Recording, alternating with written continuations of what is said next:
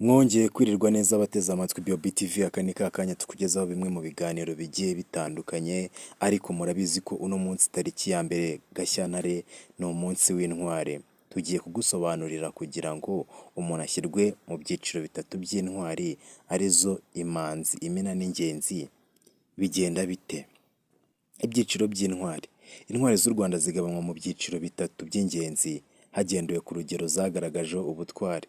Icyiciro cya mbere cyitwa imanzi, icya kabiri imena, naho icya gatatu kikaba ingenzi. Imanzi nicyo cyiciro cy'intwari kiza ku mwanya wa mbere. Intwari zakoze ibikorwa by'indashyikirwa byo kwitangira igihugu kugeza aho zitanga n'ubuzima bwazo.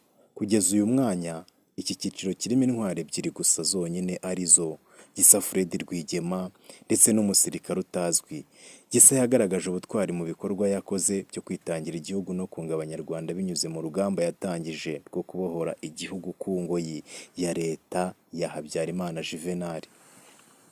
Imena, icyiciro cya kabiri cy'intwari z'u Rwanda nicyo twita imena. Ni icyiciro kiyinga imanzi, gishyirwamo abantu bakoze ibikorwa bihebuje bakarangwa no kwitangira igihugu mu buzima bwabo bwuzuyemo ubunyangamugayo.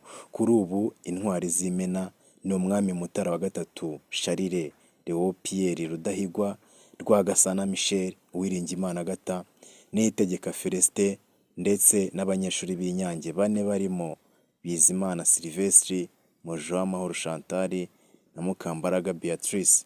Gushyirwa mu cyiciro cy'intwari z'imena ntibisaba ko iyo ntwari iba itakiriho, bitandukanye no mu cyiciro cy'imanzi. Ingenzi nicyo cyiciro cya gatatu cy'intwari mu Rwanda, kikaba gikurikira imena, giteganyirizwa abantu bahize abandi mu bikorwa, mu bitekerezo no mu mibereho, bakababera abandi urugero ruhanitse rw'ubwitange no kugira akamaro gakomeye. Kugeza uyu munsi nta ntwari yari yashyirwa muri iki cyiciro, haracyakorwa ubushakashatsi ku bakandida b'iki cyiciro. Intwari zose z'u Rwanda zizihizwa ku wa mbere Gashyantare buri mwaka, uba ari umunsi w'ikiruhuko mu gihugu hose. Uyu munsi utegurwa n'urwego rushinzwe intwari z'igihugu, imidari n'impeta by'ishimwe CHENO, ari byo mu rurimi rw'icyongereza bavuga ngo Chancellery of Heroes, National Orders and Decorations of Honor. Kuri uyu munsi hategurwa ibikorwa bitandukanye, ibyo kwizihiza kuva ku rwego rw'igihugu kugeza ku mudugudu.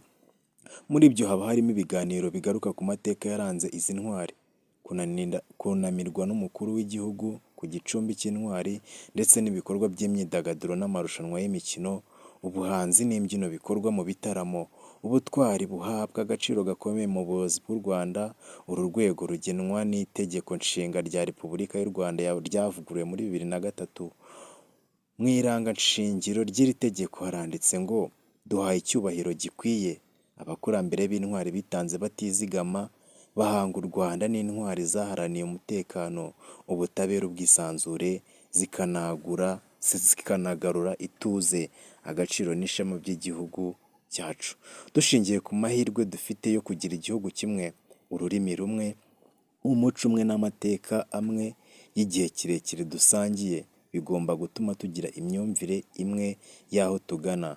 Mu gika cyayo cya gatatu, indirimbo y'igihugu Rwanda nziza nayo ishimangira ubutwari igira iti abakurambere b'intwari bitanze batizigama, baraguhanga uvamo ubukombe, utsinda ubukoloni namatse ibihugu, none uraganje mu bwigenge, tubukomereho uko turi twese. Inama y'abaminisitiri. Mwakoze cyane gutega amatwi BOB TV, ubaye utari wakanda subscribe, kanda subscribe kugira ngo ujye ubona ibindi biganiro byinshi bitandukanye tuba twaguteguriye.